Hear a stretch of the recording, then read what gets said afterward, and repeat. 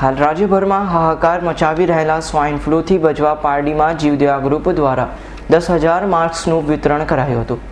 રાજ્યભરમાં સ્વાઇન ફ્લૂના રોગો ગંભીર પરિસ્થિતિનું નિર્માણ કર્યું છે ને દિન પ્રતિદિન સ્વાઇન ફ્લૂના પોઝિટિવ તેમજ મોતના કેસો વધી રહ્યા છે.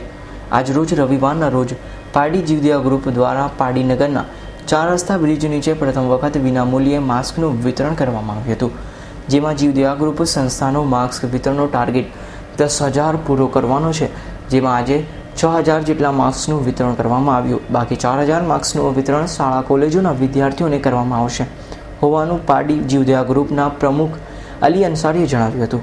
જ્યારે આ માસ્ક સ્વાઇન ફ્લૂ રોગના અટકાવવા અત્યંત જરૂરી રક્ષણ પૂરી પાડી શકે છે અને આ માસ્ક પહેરવાથી જે કોઈ વ્યક્તિ ખાંસી કરતી સમયે અન્ય વ્યક્તિને વાયરસ ન લાગે અને ડૉક્ટરોના જણાવ્યા મુજબ દરેક વ્યક્તિએ માસ્ક પહેરવો અતિ જરૂરી છે. આ માસ્કના વિતરણમાં ડૉક્ટરો, સામાન્ય પ્રજા, શિક્ષકો, યુવાનો, યુવતીઓ વગેરે લાભ લીધો હતો.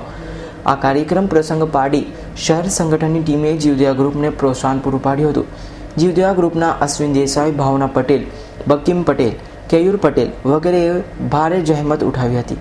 રોગો વાવેતર થઈ રહ્યો છે તો આજે પારડી જીવદયા ગ્રુપ દ્વારા આજે વિના મૂલ્યે માસ્કનું વિતરણ કરી રહ્યા છે અને એક સેવાકીય સંસ્થા રીતે કામ કરી રહ્યા છે. હવે વાત કરીએ આપણે એના સંસ્થાના સભ્યો સાથે. અશ્વિનભાઈ, આજે માસ્કનું વિતરણ કરી રહ્યા છે એ બાબતે આપનો શું પ્રતિક્રિયા છે? આજે જે સ્વાઇન ફ્લૂનો રોગ છે જેનું વાવડું માર્કેટમાં ચાલી રહ્યું છે એની સામે રક્ષણ મેળવવા માટે અમે જીવદયા ગ્રુપ પારડી તથા પારડી તાલુકાની બધી જનતાને 10,000 માસ્ક ફ્રીમાં વિનામૂલ્યે વેચવાની તૈયારી કરી રહ્યા છે અને વેચી પણ રહ્યા છે.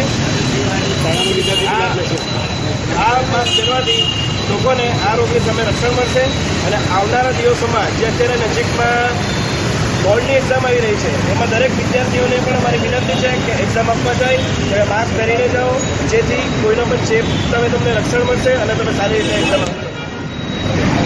અમૃત પટેલનો રિપોર્ટ, S9 ન્યૂઝ, પારડી.